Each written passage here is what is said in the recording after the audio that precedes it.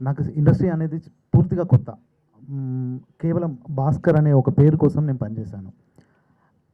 అంటే జమానా గురించి ఒకటే మాటలు చెప్పాలంటే, జమానా అంటే భాస్కర్, భాస్కర్ అంటే జమానా, ఇంకేం లేదు.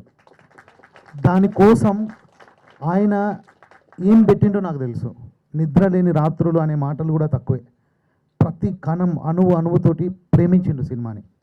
చిన్నప్పటి నుంచి ఒక బస్తీలో పుట్టిన ఒక చిన్న పిల్లడు అసలు సినిమా టికెట్ కొనుక్కోవడమే గగనం అనుకునే కాలం నుండి సినిమా తీస్తాను అనుకుని తీసి దాన్ని రేపు థియేటర్లో రిలీజ్ చేయించుకొని పోతుండు.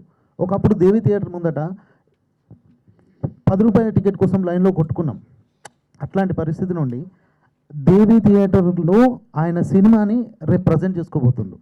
That is lifetime achievement. ఇంకా ఆయనకి ఇంకేం అవసరం లేదు. అది ఎట్లా సాధ్యపడ్డది అంటే జస్ట్ హీ లవ్స్ సినిమా. ఒక్కటి అనుకొని ప్రాణం పెట్టి పని చేయడం, జిద్. ఒక ఇంప్రెషన్ అనేది ఇష్టంగా మారుతుంది, ఆ ఇష్టం ప్రేమగా మారుతుంది, ఆ ప్రేమ వ్యామోహంగా మారుతుంది, కసిగా మారుతుంది. ఎట్లా మారుతుందో ఎన్ని రూపాంతరాలు చెందినా చివరికి ఒక టైంలో ఆల్మోస్ట్ అందరూ హోప్ వదిలేసిండ్రు. ఎందుకంటే ఒక కొత్త దర్శకుడికి అన్నీ తానే నడిపినటోడికి ఫస్ట్ వచ్చేది ఆర్థిక సమస్యలు, తర్వాత కుటుంబ సమస్యలు. ఇక్కడ ఖచ్చితంగా ఇంకొక పేరు చెప్పాలి, స్వప్న లేకుండా ఈ ప్రాజెక్టే లేదు అసలు. తను ఎన్నిటిని భరించిందో నాకు తెలుసు. ఆమె అంత ఓపిక్గా ప్రతిసారి ఆమె నిల్చుంటే, ఒక్కసారి స్వప్న కోసం క్లాప్స్ ప్లీజ్. స్వప్న ఒక్కసారి నిల్చో.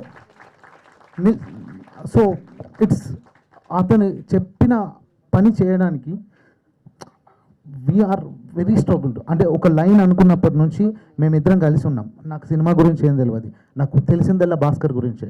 భాస్కర్ వాడు ఒకవేళ ఒక సైంటిస్ట్ అయి ఉంటే నోబెల్కి వెళ్తుండే, డైరెక్టర్ అయింది కాబట్టి ఆస్కార్కి వెళ్తాడు, ప్రాబ్లమే లేదు దాంట్లో. 100% సినిమాని అంతగా ప్రేమించిండు.